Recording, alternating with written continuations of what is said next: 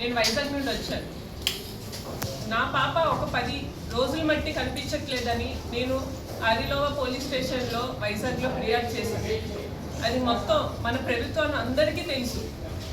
కేవలం మా అత్తయ్య ఆర్డబ్ల్యూఎస్ ఇరిగేషన్ డిపార్ట్మెంట్లో శానిటేషన్ డిపార్ట్మెంట్లో పనిచేస్తున్న తాలూరి గాయత్రీదేవి గారు వాళ్ళ కొడుకుని అబ్స్కాన్ చేపించి దాసి మా పాపని వాళ్ళ దగ్గర పెట్టుకుని, మా పాప ట్విన్స్, ఆ ట్విన్స్లో ఇద్దరిలో ఒక పాపని బలవంతంగా మా ఇంటికి వచ్చి మమ్మల్ని తోసి పట్టుకెళ్ళిపోయి తాళం వేసి మమ్మల్ని, మేము వెళ్ళి పోలీస్ స్టేషన్లో ఫిర్యాదు చేసినప్పటి నుండి ఇప్పటికీ 10 రోజులు అయ్యింది. ఇప్పుడు వరకు వాళ్ళు ఎక్కడున్నారు, ఏం చేస్తున్నారు, ఆయన ఆ పాపతో ఎలా ఉన్నారో కూడా తెలియదు.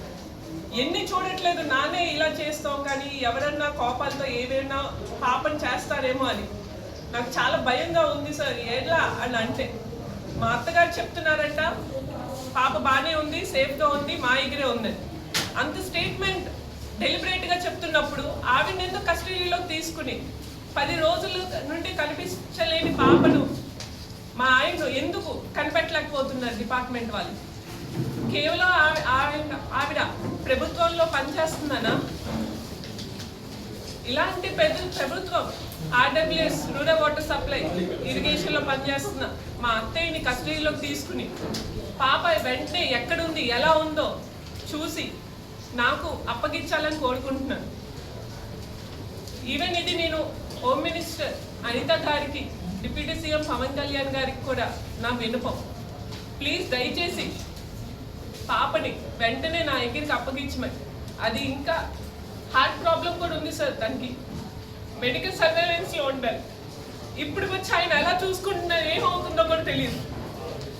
ఇలాంటి కండిషన్లో ఎందుకు ఇంతగా అబ్స్కాన్ చేపించి వాళ్ళ వరకు దాస్తుందో నాకు అర్థం కావట్లేదు.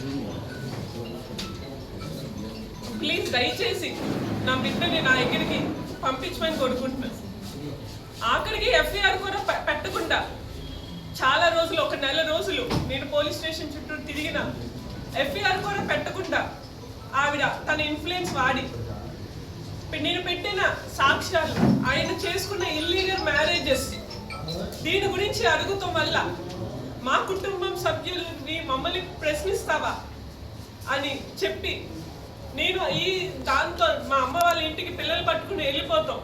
ఆవిడికి నచ్చక వెంటనే ఒక పాపని తీసుకొచ్చి మన వాళ్ళ కొడుక్కి చెప్పి ఒక పాపను తీసుకొచ్చి తను విజయవాడలోనో ఒంగోలులోనో పెట్టి మమ్మల్ని మొత్తం తిప్పిస్తున్నారు. ఇది ఎంతవరకు కరెక్ట్ అనేది నేను ప్రశ్నిస్తున్నాను. 23 నెలలు పాపను అర్థం పెట్టుకుని నా పైన కేసులు తీసే అప్పుడే పాపనిస్తానని అడుగుతాం. ఎంతవరకు న్యాయం? కేసు ఏదైనా పెట్టి దానిపైన ఇన్వెస్టిగేషన్ కానీ ఏదైనా కోర్టులో కానీ చేసుకుంటారు, కానీ పాపను అడ్డు పెట్టుకుని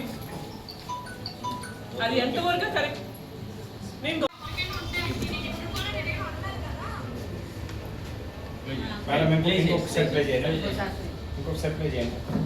అంటే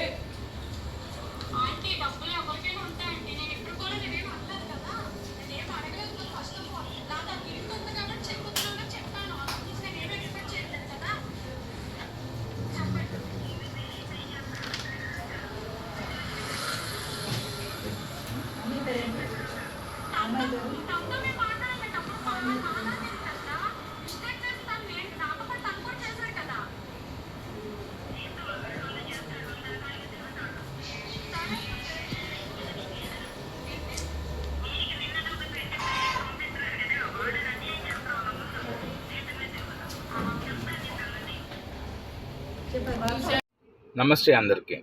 నాపై వచ్చే ఆరోపణలు, ఫేక్ న్యూసెస్ మా ఆవిడ ఇలా అందరికీ ప్రచారం చేస్తుంది. కొంచెం దాన్ని ఆలోచించుకొని మాట్లాడరు అని భావిస్తున్నాను.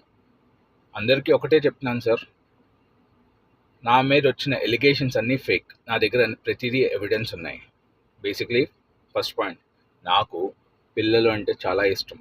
పిల్లల కోసం నేను ఎంతవరకైనా వెళ్తాను, ఏదైనా చేస్తాను. నాకు కలిసి ఉండి కాపురం చేయాలి అని నేను అనుకుంటున్నాను. ఫ్యామిలీ అందరం కలిసి హ్యాపీగా ఉండాలి అని నేను కోరుకుంటున్నాను సార్. పిల్లల్ని నాశనం చేయాలని నాకు ఉద్దేశం లేదు.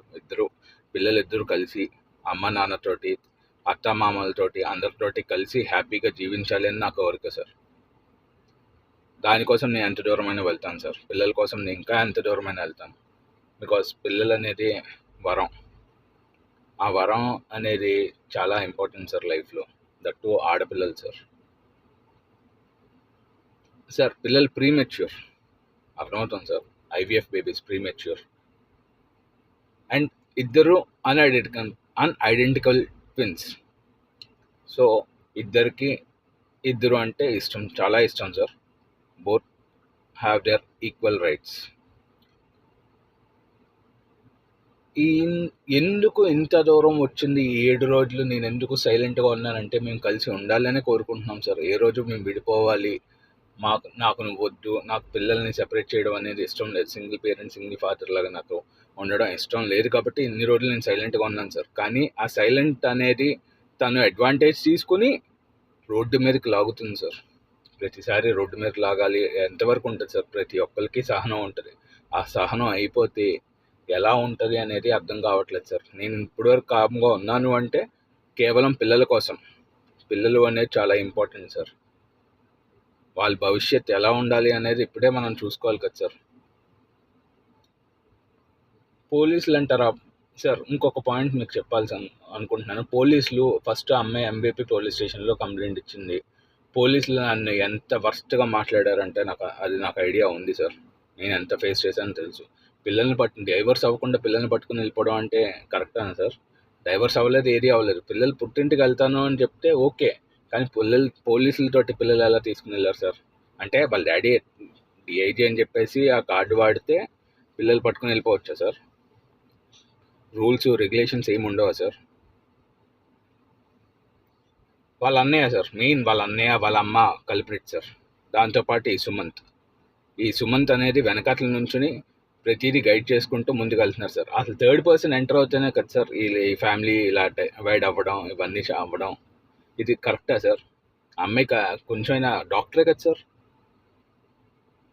పిల్లలు ఎలా ఉండాలి, వాళ్ళ భవిష్యత్ ఏంటి, వాళ్ళ కెరియర్ ఏంటి, unidentical twins, IVF babies, premature babies ఎంత జాగ్రత్తగా చూసుకోవాలి సార్. నేను పుట్టిన దగ్గర నుంచి ఆమె డెలివరీ అయిన 15 రోజులకే క్లినిక్కి వెళ్ళిపోయింది సార్. మీరు కావాల్సిన మా ఏరియా అంతా అడగండి సార్, క్లియర్గా చెప్తారు. తల్లి తండ్రి నేనే ఇద్దరు పిల్లల్ని నేనే చూసుకున్నాను సార్. వాళ్ళకి బాత్ కానీ, వాళ్ళకి ఫీడింగ్ కానీ అన్నీ నేనే చూసుకున్నాను సార్. వాళ్ళ కోసం పౌడర్ డబ్బాలు సార్. చిన్నప్పుడు రోజుకి తీసుకుని వచ్చి నేనే ఫీడ్ చేసుకుంటూ, కేర్ టేకర్స్ ఉన్నారు సార్. కేర్ టేకర్స్ లేకుండా అయితే నేనైతే చేయలేదు సార్. కేర్ టేకర్స్ ఉన్నారు. డైలీ మార్నింగ్ ఒక 2 వచ్చేవాళ్ళు, నైట్ 2 వచ్చేవాళ్ళు. వాళ్ళే చూసుకునేవాళ్ళు సార్. వాళ్ళతో పాటు నేను. తల్లి ప్రేమ ఎక్కడుంది సార్ ఇక్కడ? కెరీర్ ఇంపార్టెంట్ సార్ పిల్లల కన్నా. Starting sir,